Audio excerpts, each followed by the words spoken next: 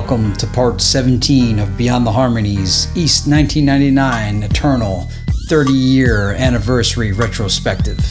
Today we are discussing track 17, Shotz to the Double Glock. It wasn't until the Mo Thugs album came out that I understood the lyrics from Lazy on First of the Month at the end of his verse when he says, "Get live with the bone, the poetic hustlers, and the graveyard shift." That just went over my head. I thought he was just saying cool stuff. And I didn't realize that Mo Thug members were on Shotz to the Double Glock song at the time when I had Eternal. But hence the title. It made so much more sense once Mo Thug's Family Scriptures came out. None of it occurred to me until it all smacked me in the face. I suspect it might be the same for some of you all too. I always like to openly admit where there were holes in my understanding, and at the time I was probably 16 years old, and the world as we know it today didn't exist back then, so I don't mind admitting it. Everyone likes to be the ultra super duper Bone fan that knows everything. But I think when you have a group of all people that are all super duper Bone fans, it's actually kind of cool to admit where you might not have figured something out on the first shot.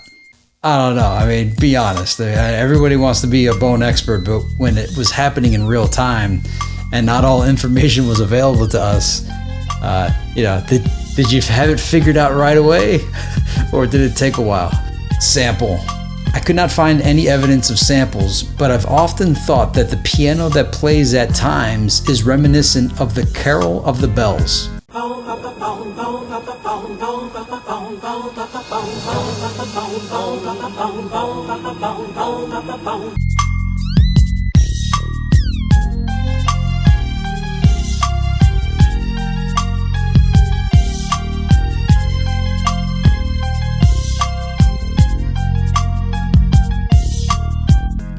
I wonder if the beginning harmonizing Me Killa is a take on an oldie. Tony Tone has said that Crazy was humming it in a hotel room and told Tony Tone not to forget it. It went in there because actually the day before that, I remember me and Ed in the hotel room talking about he was like, remember this, and he was like, ooh, kill, and then and I remember I had to remember that part. And when we went in the studio the next day, that's what I did. That's what we did. You know what I mean?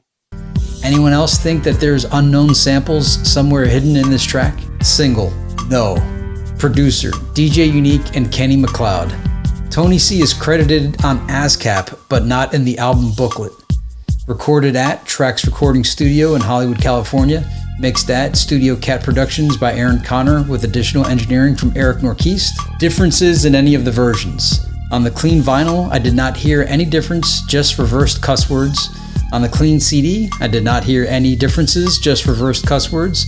On the edited version, it does not appear on the retail clean edited version of E.1999 Eternal from what I can tell.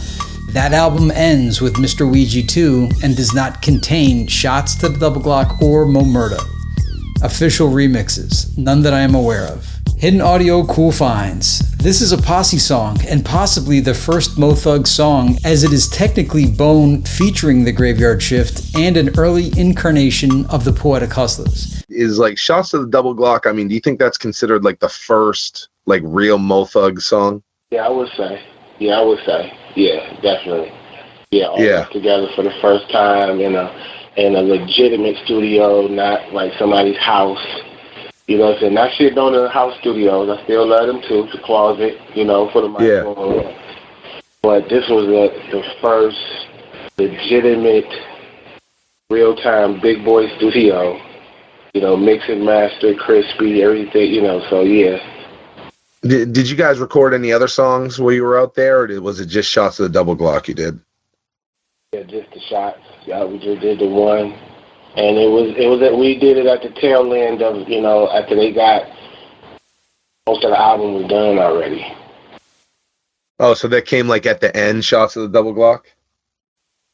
Yeah, it came in after the end of, after the majority of that album was, they was on the last leg of completing that album. In his interview with Beyond the Harmony, 101 revealed he wanted to touch up his verse, but Easy told him to leave it. So if you listen to the song, I actually make mistakes on the song.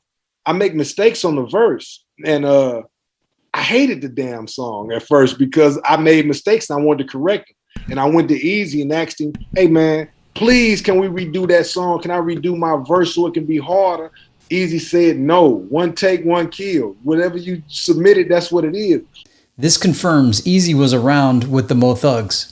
Sin also shares a story of running into him in a bathroom at Ruthless Records. Did you get a chance to meet Easy, or was he already like in the hospital by the time you guys went out? Yeah, we met Easy at Ruthless office.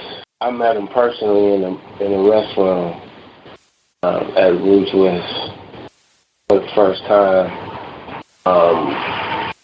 I was in there throwing up from like the night before I got smashed, and I was in the bathroom and he came in there and, you know, I think he said like something like, oh yeah, you overdid it, huh? Or something like that. And I was like, yeah, I'm sweating and, you know, like the Walking Dead and, you know.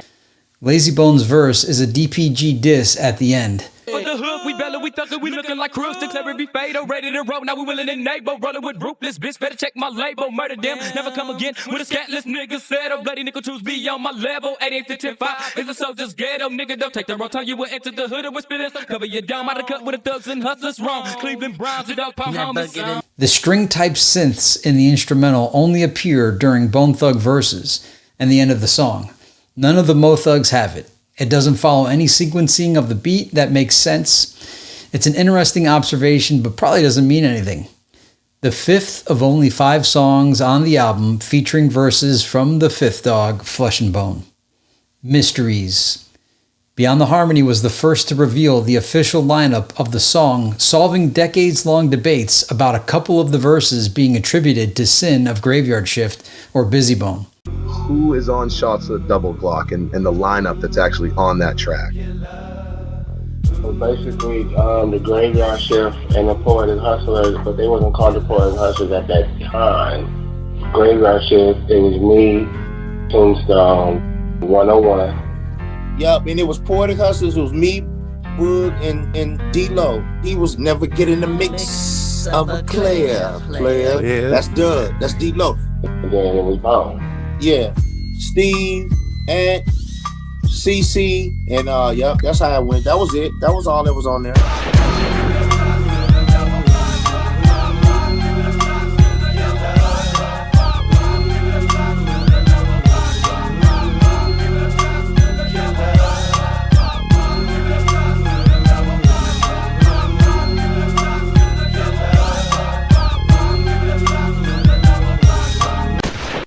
According to Sin of Graveyard Shift, Poetic Hustlers were not yet known as the Poetic Hustlers going into the recording, but are attributed as Poetic Hustlers in the album booklet.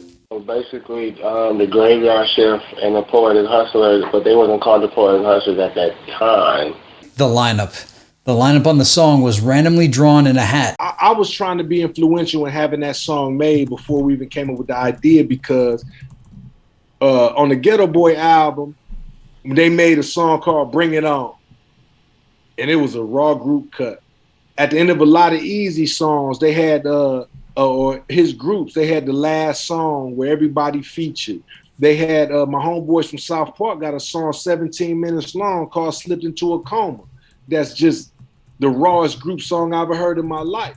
So I kept trying to influence Crazy and Lazy to make sure that the people that's around, we could make a group song that's hard and compatible with those songs. When we made that song, we didn't even choose. It's not. I would like to flatter myself and say, "Oh yeah, they let me in the album," but that's not how it went. We put numbers in a hat, and I just happened to got the last number. That's it. That's how y'all figured out the lineup. That's how that happened. We put numbers in a hat and we drew numbers. Man, I got the last number. 101 is last on the song when the beat drops, stating, "I have no rhythm." You know why they dropped the beat through my verse, man? Tell me. Because I don't have no rhythm. Yo, everybody loves that fucking beat drop, though. We all love that beat drop. And I'm going to keep it real with y'all if I don't do nothing else. I don't have no rhythm, and I used to write all my music a cappella. Yeah. I listen to the beat, but I go write my verses a cappella. So a producer always had to find some way to make my verses and my way of doing something fit and coincide with the beat that was there. Because it wasn't my thing to just be able to ride a track like most rappers can do. You know what I'm saying? Which people end up liking it, but they don't know that's because of my impediment. It's not because that's what I do on purpose. It's because I literally don't have no rhythm. 101 would write his verses a cappella. He wrote 5 to 6 verses for the track, and his cousin chose this one as the best. And every time somebody give me a track, I would write 3, 4, 5 verses or songs to every beat you give me because I don't know which one you gonna like. I'm so interested in pleasing the crowd that I didn't know what verse people was gonna like. And my cousin chose that one. And I'm like, man, that's the one I like the least. He like, man, do that one. I'm your biggest fan. That's the one I want to hear. So I'm like, all right, I didn't even memorize that one. So if you listen to the song, I actually make mistakes on the song. I make mistakes on the verse. And I hated the damn song at first because I made mistakes and I wanted to correct them. And I went to Easy and asked him, hey, man, please, can we redo that song? Can I redo my verse so it can be harder? Easy said no. One take, one kill. They recorded no other songs during that time because it was Bone's studio time, and they were just there to be on the album. T-Rock and 101 worked at McDonald's next to the hotel while in LA to make money.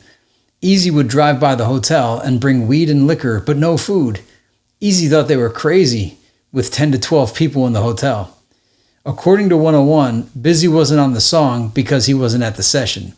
Busy was reportedly living in a guest house with his girlfriend and children at the time. We jumped on a plane, the graveyard shift from Poetic Hustlers.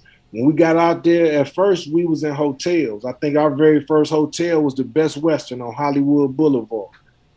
Then we end up at on Chatsworth, I think the Chatsworth Inn, or another hotel before that because Sin had beat somebody up at one of the hotels and we got kicked out, and that's when Easy finally got us a house. The order of the song: Tony Tone of Poetic Hustlers, Wishbone from Bone Thugs, Tombstone from Graveyard Shift, Flesh and Bone from Bone Thugs, Crazy Bone from Bone Thugs, Sin from Graveyard Shift, Boogie Nike of Poetic Hustlers, Lazy Bone, Bone Thugs, D-Lo or D-Lo from Poetic Hustlers, and 101 from the Graveyard Shift. The name D-Lo, I feel like I've heard that in a prior interview. Was he an original member of like either Poetic Hustlers or GYS? He was with Poetic Hustlers. He was never getting the mix of a player. That's Doug. Yeah. That's D-Lo. D-Lo, it was me, Boog, and D-Lo. We actually went to California together, not as a group, but we was all in the hood. And Doug just kind of jumped off the ship right after Shots to the Double Glock. ASCAP. None of the Mo Thugs are listed, though the album booklet shows Poetic Hustlers and Graveyard Shift as writers. All 5 Bone members are, though. Busy doesn't have a verse. Tony C is also credited on ASCAP, but not in the album booklet. And what's the Bravo and Encore music that's listed with care of Bike Music? Is that alluding to Donovan the Dirt Biker Sound Smith? Engineer from the NWA Ruthless Records days and owner of Audio Achievement Studios where Creepin' on a Come Up was recorded? Lyrics. By now, we have covered it all, but if not, let us know. And sometimes it's just go in there and do you live and speak from the heart, because when I said we never divide, go nationwide with the buck, I meant that. AI did not reveal anything. It was my honor and a privilege. For real, it's one of the greatest things that ever happened in my life to be able to be the last verse on the last song on that great album. Beyond the harmony for the fans we celebrate.